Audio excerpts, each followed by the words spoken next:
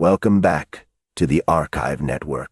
Aurelius here with Malik, curators of the Conflict Archive.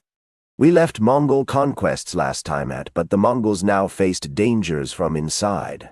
The sheer size of empire bred rebellion. Today we pick up where we left off.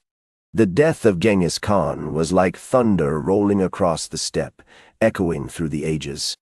It left the world holding its breath, as if time itself had paused.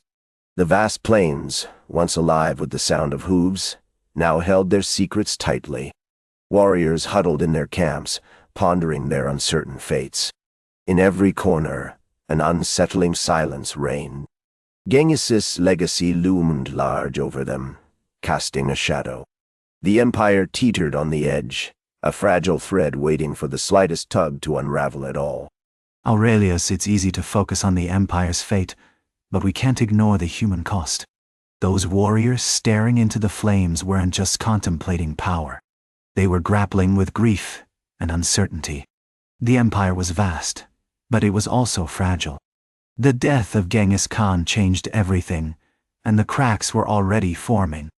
The Mongol war machine rolled on, undeterred by the passing storms of history. Genghis Khan's sons and grandsons gathered beneath the vast, unending skies, their faces hardened by old rivalries as they debated succession.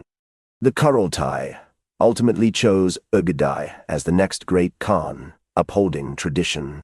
Yet beneath this facade, ambition simmered dangerously.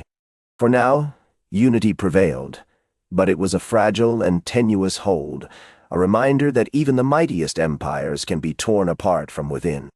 Unity at what cost, Aurelius? Ugadai's selection wasn't just a political move. It was an attempt to quell the ambitions of many. The empire wasn't just a war machine. It was a collection of diverse peoples with their own aspirations. Each conquest sowed seeds of resentment, and that would soon bear fruit. The cracks you mentioned were widening. Under Ugadai, the Mongol tide surged forward once again. In 1241, they thundered westward, their horses' breath visible in the crisp, cold air. The Battle of Legnica awaited them, a clash that would echo through history. Polish knights braced themselves for the onslaught, gripping their weapons tightly. The Mongols were relentless, a force to be reckoned with. They moved like a storm, sweeping away all in their path. This is the nature of conquest, relentless and unforgiving. But at Legnica, the Polish knights weren't just waiting for death. They were defenders of their homeland, standing against an empire that sought to erase their existence. The clash was more than a battle. It was a fight for identity. The Mongols were powerful, but they were not invincible. Each arrow and clash of steel changed the stakes. After Legnica, the Mongol advance continued, echoing ominously through the lands. At Mohi, the Hungarians braced themselves for the inevitable clash. Their resolve was about to be put to the ultimate test. The thunder of siege engines and the cries of the dying filled the air, a chilling reminder of the stakes. For them, this wasn't just another battle. It was a desperate struggle for survival where every decision could mean the difference between life and death. History was watching. The aftermath of Mohi wasn't just about a military defeat. It truly reshaped Hungary's identity. King Belalas' frantic flight through the fields became a haunting symbol of lost hope. The Mongols brought devastation, but they also sparked a fierce resistance among the people. Those who survived the chaos wouldn't forget what they'd endured. Their struggle would resonate throughout history, a powerful reminder of human resilience and the lengths people would go to protect their homeland and loved ones. Victory, however, didn't come without its challenges.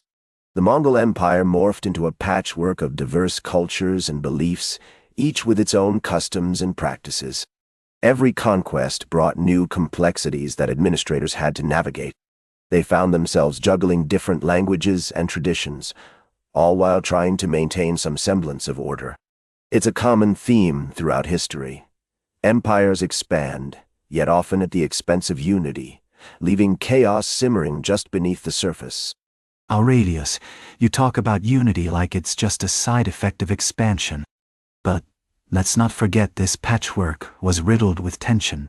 The Song dynasty in China was keenly observing every mistake the Mongols made. They fortified their cities, readied their defenses, and each Mongol victory only fueled new resistance. They underestimated the fierce determination of those they conquered, the families and communities who were fighting back for their homes and way of life. And yet, the Mongols pressed on. In 1258, Hulagu Khan encircled Baghdad.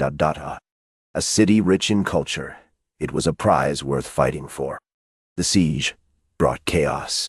The libraries of Baghdad, symbols of knowledge, went up in flames. What's a victory without understanding? The fall of Baghdad marked an end, but also a beginning. But that beginning came at a devastating cost, Aurelius. The execution of the caliph symbolized the erasure of a civilization. The Tigris ran red, yes, but so did the hopes of countless people. The Mongol campaigns were not just about conquest. They were about obliteration. Each city they took left scars that would last for generations. As the Mongol tide rolled forward, Kublai Khan pressed the Song with unyielding force. The siege of Xianjiang stretched into a grueling struggle, with each day bringing more suffering, hunger, and death. The gates of southern China lay wide open, inviting conquest. But at what cost? The price of expansion was becoming painfully clear, revealing the toll it takes on both the conquerors and the conquered. We often forget that with every gain, there's a heavy sacrifice lurking in the shadows. And yet, for all their might, the Mongols faced a new kind of enemy, rebellion within. In Egypt, the Mamluks prepared to challenge their authority. The Battle of Ain Jalut would prove significant. For the first time, the Mongols encountered a force that would not yield. Their empire was fracturing, and the winds of change were blowing strong. The Mongol Empire, once seemingly invincible, faced challenges that would unravel it. Distant lands and local rebellions chipped away at their power. We saw brothers turning against brothers as loyalty crumbled. The age of Mongol terror was coming to an end. A new world was emerging, one defined by fractures and rivalries. As the empire stretched too thin, it became clear that even the mightiest can falter. The lessons of history remind us that dominance breeds discontent, and empires can't last forever. Aurelius, the fractures you describe aren't just historical notes. They represent the struggle for identity, autonomy, and the human spirit's resilience. The Mongols may have conquered, but they could not control the hearts of those they subjugated. The echoes of rebellion have already begun to resonate. History is not just about empires falling. It's about the people who rise in their wake. That's where we leave it this time. Mongol Conquests continues. The story isn't finished yet. Find the full series on the Conflict Archive, part of the Archive Network. We'll be back with the next chapter.